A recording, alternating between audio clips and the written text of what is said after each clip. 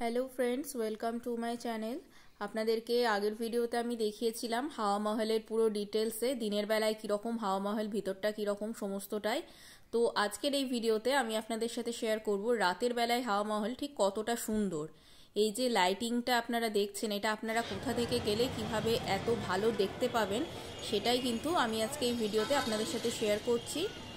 এই যে হাওয়া মহল দেখছেন, এর ঠিক উল্টো দিকে দেখবেন অনেক ক্যাফে আছে।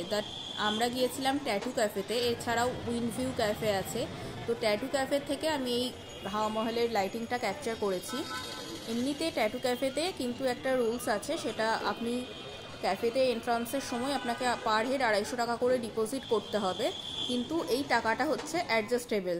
অর্থাৎ আপনি যদি ক্যাফেতে কিছু খান, সেখান থেকে এটা আপনার অ্যাডজাস্ট হয়ে যাবে, আর না খেলে কিন্তু এটা তখন আর রিফান্ড হবে না। নন রিফান্ডেবল কিন্তু অ্যাডজাস্টেবল। ধরুন আপনারা 250 টাকা ডিপোজিট করেছেন, দেন আপনার 300 টাকা আপনি খেয়েছেন, 250 টাকা কিন্তু সেখান থেকে আপনার অলরেডি মাইনাস হয়ে গেল, আপনাকে 50 টাকা পে করতে হলো। এমনি খাবার এখানে অ্যাভারেজ কোয়ালিটি, দেখতেই পাচ্ছেন আমরা কীরকম কী খেয়েছি। ওয়াফেলস খেয়েছি, শেক খেয়েছি, এমনি খেতে ভালোই। তো আপনারাও কখনো হাওয়া মহল এলে অবশ্যই এই ক্যাফেতে আসবেন, আর এইভাবে নাইট ভিউটাও ক্যাপচার করতে পারবেন। এমনিতে এই হাওয়া মহল সকাল 9টা থেকে বিকেল 4:30 পর্যন্ত খোলা থাকে। সুতরাং আপনাদেরকে হাওয়া মহলের লাইটিং বা নাইট ভিউ দেখতে গেলে এখানে এইভাবেই আসতে হবে, অপোজিট সাইডে যে ক্যাফেগুলো আছে সেখানে, না হলে আপনারা কিন্তু ভালোভাবে হাওয়া মহলের নাইট ভিউ ক্যাপচার করতে পারবেন না। তো আজকে আমি আপনাদের সাথে ছোট্ট করে হাওয়া মহলের এই নাইট ভিউটা শেয়ার করলাম।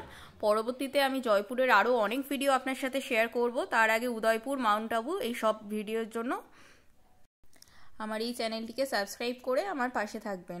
আবার দেখা হচ্ছে খুব তাড়াতাড়ি। টাটা।